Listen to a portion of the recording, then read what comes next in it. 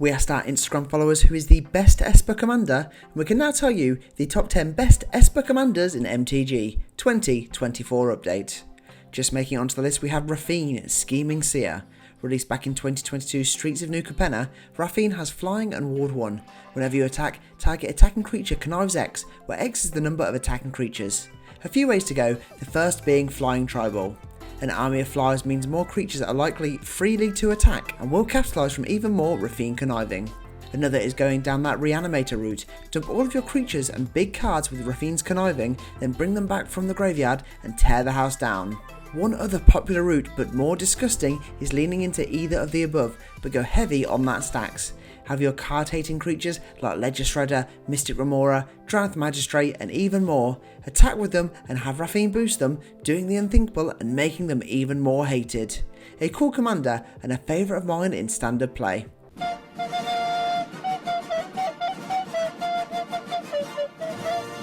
Moving on to number 9 we have Vena, Lich Queen. First printed in 2018's Commander Precon, this zombie wizard says whenever you attack with one or more zombies, draw that many cards, then discard that many cards. You gain that much life. Pay 2 and exile 2 cards from your graveyard, create a tapped 2/2 black zombie creature token. As is expected, Vena decks are all out zombies. We want to attack with all of the zombies, so the more in here the better. With over 570 different zombie cards in MTG and nearly 90% covering our Esper colours, we have plenty of choice to choose from. We also have over 150 ways to create zombie tokens too, which is great. Play zombies, have our zombies make even more zombies, and we'll have even more Vena triggers, even more cards to draw, and plenty more life to gain. A cheap to cast commander, one that is super synergistic. Is this the best zombie commander in MTG? Let me know in the comments below. Next on the list we have Sephus of the Hidden Ways. Printed just the once in 2021's Forgotten Realms Commander Precon, whenever one or more creature cards are put into your graveyard from anywhere, venture into the dungeon. This ability triggers once each turn.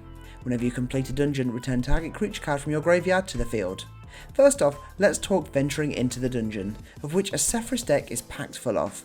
Since its introduction in the Adventures in the Forgotten Realms set, there have been 46 dungeon cards printed, and with over 75% of them falling into our colours, we once again have plenty of choice here. Of course, whenever we complete a dungeon, we want to be bringing back big, bad creatures. Some we may have dumped in there to initially trigger our commander, so make sure we have some terrifying creatures packed into a deck like this. A cool and unique commander that helps combine MTG with D&D. You love to see it. Catchphrase. In at number 7 we have Tivit, Seller of Secrets. Released in 2022's New Capenna Commander Precon, Tivit has flying and ward 3. Whenever Tivit ETBs or deals combat damage to a player, starting with you, each player votes for evidence or bribery. For each evidence vote, investigate. For each bribery vote, create a treasure token. Whilst voting, you may vote an additional time. Maybe the coolest commander on this list, you bet these decks are so fine-tuned for commander because they get oh so political. Thanks to previous mechanics such as Will of the Council from Conspiracy or Council's Dilemma from Conspiracy 2 Electric Boogaloo, we have plenty of cards to help us vote here. And with other vote-loving cards, then we have cards for days to make our opponents vote and for us to be able to vote twice, which is devilishly disgusting. Lastly, we want our flying commander to be dealing regular combat damage, so throwing in any ways to ensure that goes through, get voting, get value, and get the win. Narrowly missing out on the top half we have Manus Calgar. Printed in 2022's Warhammer 40k Commander Precon, Double Striking Manus says whenever one or more tokens ETB under your control, draw a card. Pay 6 to create 2 2/2 white Astartes warrior creature tokens with vigilance. Manus decks go all out tokens.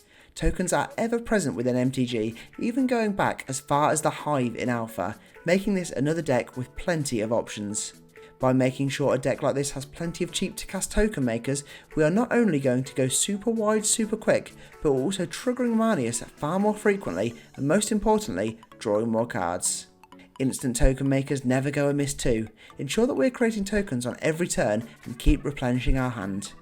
Lastly, play all of the standard token loving cards. Whether they have token loving mechanics or purely just double our tokens, this is a deck that if you keep your commander out can go wide super quick.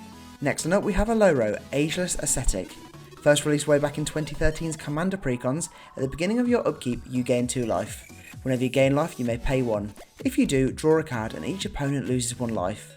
At the beginning of your upkeep, if Alloro is in the command zone, you gain 2 life. Unsurprisingly, these decks go all out life gain. An evergreen keyword first introduced in 2007's Future Sight, this is an ability that is especially prevalent within the 3 colours of Esper. Another bonus is that this is essentially a commander with eminence, since we have the chance to gain life whilst it's in the command zone, which you really do love to see. This is a commander that once it's out, we want to keep out to be gaining from all its other abilities, so most decks tend to go Staxy to keep your opponents at bay. This is a great commander, and my personal favourite on the list, which is pretty telling as I have an Dragon EDH deck. Get out. Just missing out on the bronze medal spot, we have Xur the Enchanter. Printed way back in 2006 Cold Snap, whenever flying Xur attacks, you may search your library for an enchantment card with mana value 3 or less and put it into play. If you do, shuffle your library. We know the one route our commander is going here, and that is everything enchantments.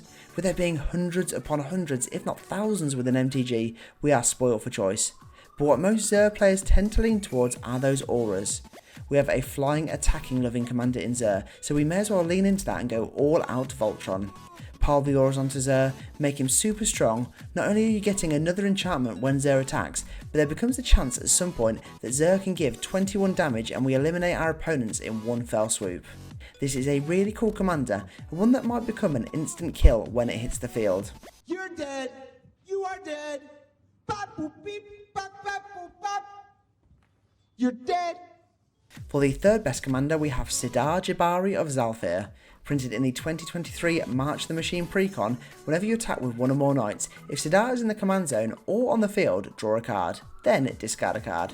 Sedar has flying and first strike, and when Sedar deals combat damage to a player, return target knight creature card from your graveyard to the field. We mentioned eminence earlier, and we have it in full force with our human knight. And knights are the aim of the game here. We're playing everything knight to max our commander's attacking triggers. With over 470 knights in MTG and over 70% in Esper colours, there are many to choose from. And with knights to boost other knights, knights to create more knights, and knights to even help us draw cards, this is an engine that once it gets going, especially with that eminence, will be hard to stop, and a deck that could soon be pain-inducing to your playgroup.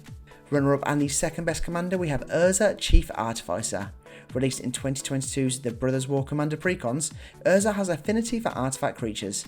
Artifact creatures you control have menace, and at the beginning of your end step, create a 0/0 colourless construct artifact token, with this creature gets +1/+1 for each creature you control. What are we doing with our affinity loving commander? You know it, we're going all out instants. I beg your pardon. You bet it's all out artifacts, particularly artifact creatures. Not only does it make it cheaper for our commander to cast, but once our commander is out, all of our artifact creatures have menace. As well as artifact creatures, we have a whole barrage of artifact living cards, particularly in blue and white, to continue to gain an advantage over our opponents. Then if we can keep Urza on the field, we're slowly getting artifact creature tokens and slowly getting stronger and stronger.